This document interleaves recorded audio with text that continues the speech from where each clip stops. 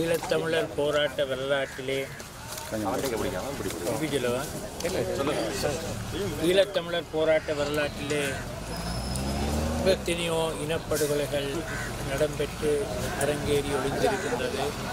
அதிலே வரலாற்றில் ஒட்டுமொத்தமாக புதைக்கப்பட்ட கிட்டத்தட்ட 600 பேருக்கு மேலே இந்த செம்மணி புதைக்கப்பட்டதாக அன்று தகவல்கள் வந்து இது தொடர்பாக சந்திரிகா அம்மையாருடைய அரசாங்க காலத்திலே நடவடிக்கை எடுக்கப்பட்டது. அதிலே ஒன்றுதான் இந்த கிஷாந்தி கொலை வழக்கு அது நிரூபிக்கப்பட்டது. ஆனால் நிரூபிக்கப்படாத ஆயிரக்கணக்கான கொலைகள் இன்னும் இவ்வாறு புதைகுழிகளுக்குள்ளே மறைந்து கிடக்கின்றன.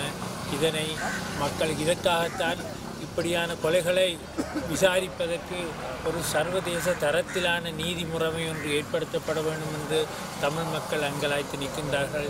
இவ்வாறாக புதைந்து கிடக்கின்ற இந்த கொலைகளுக்கு பின்னணி யார், எவ்வாறு செயற்பட்டார்கள் என்பது இனங்காணப்பட வேண்டியது முதலாவது அவசியம்.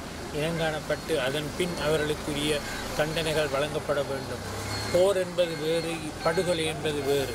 இந்த படுகொலையை நிகழ்த்தியவர்கள் கட்டாயம் அடையாளம் காணப்பட வேண்டும். இந்த இனப்படுகொலை நினைவு வாரத்தில் இன்று செம்மணியிலே இந்த நிகழ்வை இந்த நிகழ்வு இந்த 600 பேருக்கு மேலே இங்கே கொல்லப்பட்டு வேறெங்கே கொல்லப்பட்டு வந்து இங்கு புதைக்கப்பட்டவர்கள் நினைவாக இங்கே இந்த முதலாவது ஆரம்ப நிகழ்ச்சி இன்றைக்கு தொடங்கி வைக்கப்படுகின்றது.